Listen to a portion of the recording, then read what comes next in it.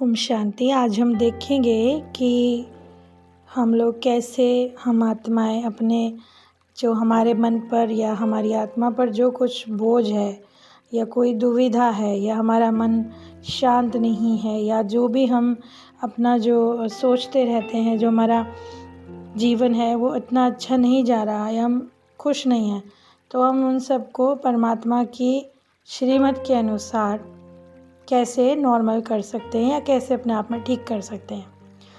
तो सबसे पहले तो आप सब ये बताइए, क्या आप कह सकते हैं कि कौवा जो है वो काँव काँव ना करे या मुर्गा जो है वो भाग ना देवे।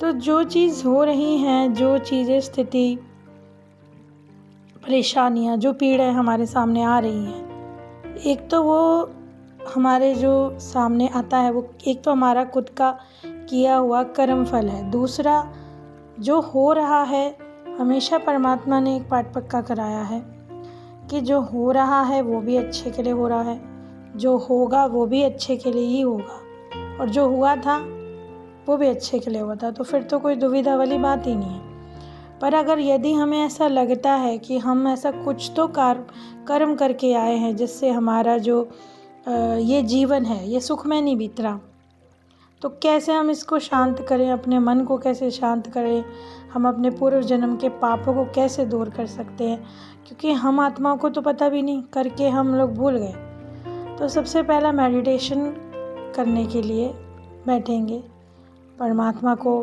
सामने रखेंगे और अपने पूर्व जन्म के सभी कर्मों के लिए जो उचित अनुचित जो हमने किए या जिनका हमें आज तक भी हम आत्मा के ऊपर कोई इफ़ेक्ट है, तो उसके लिए तो परमात्मा से पहले क्षमा याचना करेंगे और उन सभी आत्माओं से करेंगे जिनके प्रति हमसे कुछ भी गलती हो गई है। और मेडिटेशन करते करते एक बात का ज़रूर ध्यान रखेंगे कि आगे भी हम भगवान से, परमपिता से शक्ति लेते हुए अपने अंदर ये चीज़ धारण करें कि अब मेरा किसी भी आत्मा से कोई वैर भाव नहीं है। आने वाली हर आत्मा का भी मैं अच्छा ही चाहती हूँ, भला चाहती हूँ, और अगर मुझसे कुछ पिछले जन्म में कुछ भी गलती हुई है तो मैं उसके लिए उससे क्षमा मांगती हूँ। मेडिटेशन कर सकते हैं हम कुछ भी करते करते, जैसे एक बैठे हैं फिर परमपिता की याद में लेकिन बातें कुछ और याद आ रही हैं, ऐसा नहीं। इससे अच्छा तो हम अपना काम भी करते रहें, पढ़ाई भी करते रहें, अपने मन को भटकने से बचाने के लिए अपना जो हमारा कर्म है, जो हमारा कर्म क्षेत्र है, तो वो हम करते हुए भी योगाभ्यास भी कर सकते हैं और भी व्यायाम करते हुए भी तो हम उस परमपिता को तब भी याद कर सकते हैं। उसके साथ साथ अपने मन को हमेशा के लिए एक तरफ एकाग्र करने के लिए सबसे अच्छा साधन ही यही है कि भगवान की तरफ मन लगाने से हमें कोई ना कोई रास्ता अपनी ज़िंदगी के लिए मिल ही जाता है। सामान्यतः देखा जाता है कि यदि हमारे जीवन में कभी खुशी कम हो गई या उत्साह कम हो गया तो हम थोड़े उदास हो जाते हैं कि भाई अब अकेले पड़ गए, अब क्या करें। पर भगवान कभी किसी का साथ नहीं छोड़ते। यानी जीवन में जो कुछ हो रहा है, जो भी अभी कुछ हालात हैं, अभी आप हम लोगों को दिख नहीं रहे, लेकिन अभी उसका परिणाम हमेशा अच्छे के लिए ही होता है। तो सबसे पहले हमारा खुश रहना हमारी खुद की जिम्मेदारी है। और जैसे कि बाबा ने कहा है, हर आत्मा का मूल धर्म ही सुख, शांति और आनंद है। तो अपने अंदर की सत्ता को हमें खुद ही पहचानना होगा, तभी हमें वो खुशी अनुभव होगी कि हम अपनी जो हमारी मूल प्रकृति है तो हम उसको अपने से अलग नहीं कर सकते। जैसे किसी का स्वभाव ही ऐसा है तो वही हम आत्माओं का स्वभाव है, सत्य चित्त आनंद। जैसे परमपिता हमेशा सत्य शिवम सुंदरम है, इसी तरह हम भी उन्हीं की तरह उन्हीं के बच्चे हैं। और अगर हम लौकिक जन्म में भी देख लें कि जब हम बच्चे थे तब हमें किसी चीज़ की कोई टेंशन होती थी क्या? कैसे खाना आएगा, क्या होगा?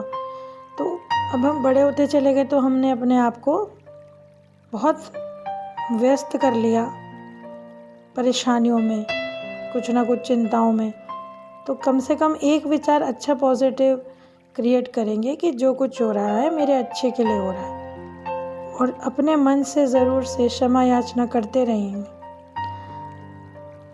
दूसरों को भी याद दिलाना है कि भाई हमें भी परमपिता की याद में रहना चाहिए, क्योंकि कहते हैं ना सबसे बड़ा दान ही क्या है, धन का दान, ज्ञान दान। यदि हम किसी को खुशी देते हैं, यदि वो परमात्मा से जुड़े तो उन्हें भी अच्छा लगे, तो उनके मन से जो दुआएं निकलती हैं, जो अन्य आत्माओं के मन से जब दुआएं निकलती हैं, जिनको जो आत्मा निराश हो गई है, उसको जब कोई रास्ता नहीं दिख रहा, ऐसे में जब आप उसे परमात्मा का परिचय दो, आप उसे अनुभव कराओ कि कोई रास्ता नहीं है परंतु परमात्मा का रास्ता हमेशा खुला हुआ है। क्योंकि चाहे कोई भी संबंध हमारा बहुत टूट भी जाए या हमसे अलग भी हो जाए, तो परमपिता का संबंध हमेशा है। तो जो आत्मा फिर एकदम से मोटिवेशनल उसमें आ जाती है, जब उसकी स्थिति उच्च हो जाती है, तो वो भी तो दिल से दुआएं ही देती है कि चलो उस वक्त मैं परेशान था तो इस आत्मा ने मुझे परमात्मा का परिचय दिया, सकारात्मक सोच दी, उसने मुझे जीने का लक्ष्य दिया, मेरे अंदर उसने पेशेंस लाए या मेरे अंदर कुछ खुशी लाई। तो आप जो उस आत्मा का जो एक सुखमय वो होता है, तो उसके कारण भी तो हमें ही परमात्मा की वो मिलती है। परमात्मा ने क्या कहा है कि आपको सबको भगवान का परिचय देना है। और फिर हम लोग ये भी देखते हैं कि जब हमारे पीछे कोई हमारे साथ नहीं देता, तो हम लोग अकेला फील करने लगते हैं, परमात्मा को भी कई बार भूल जाते हैं। तो हमेशा ये याद रखिए कि इस समाज में, इस दुनिया में, चाहे कोई कितना भी करीबी क्यों ना हो, एक समय के बाद सबने, क्योंकि ये ऐसा दुनिया ही ऐसी है, इसलिए आपको अपना साथी भी खुद बनना है, अपना गार्डियन भी खुद बनना है। इसलिए अपनी देखभाल करना भी, जैसे कि हम कह रहे हैं, अपनी जिम्मेदारी है। और फिर जब हम अपने पिछले जन्मों के लिए भगवान से माफ़ी मांगते रहते हैं, और जब हम धीरे धीरे अन्य आत्माओं का भी भला करते चलते हैं, तो कहते हैं ना, पॉजिटिव को नेगेटिव को ख़त्म करने के लिए उसमें पॉजिटिव भरते जाओ। तो जब हम पॉजिटिव भरते जाएंगे तो नेगेटिव धीरे धीरे अपने आप ख़त्म हो जाएगा। ऐसा तो नहीं हम पहले वेट करें कि पहले सारा दुखमय चीज़ ख़त्म हो तब हम करेंगे उसके अंदर, नहीं। अच्छा सोचना शुरू करेंगे, अच्छा होता अपने आप चला जाएगा। एक अच्छी थॉट क्रिएट करेंगे, पूरा दिन उस शुभ थॉट में बीतेगा।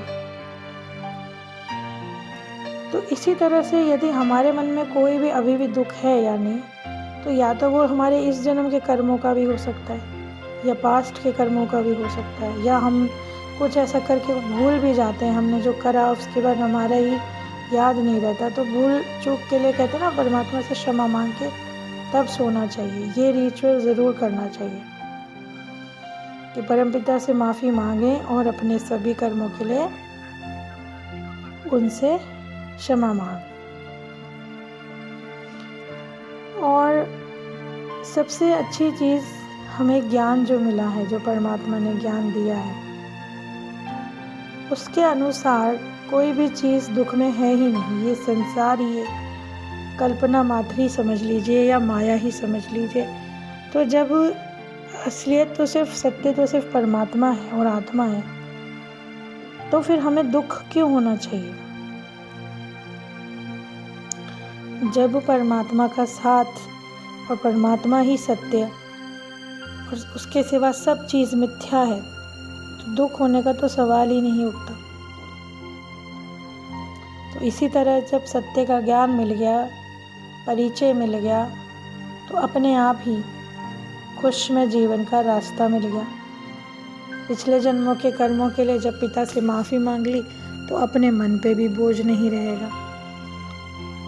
तो ये सब तरीके हैं जो हम अपनाकर अपने जीवन को और अपनी आत्मा की सारी चिंताओं को, बोझ को अपने आप को मुक्त कर सकते हैं।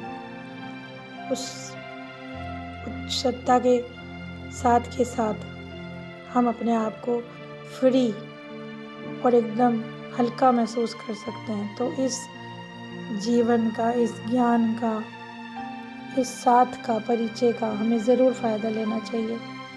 क्योंकि बाबा ने खुद कहा है मैं बच्चों को सुख देने ही आया हूँ।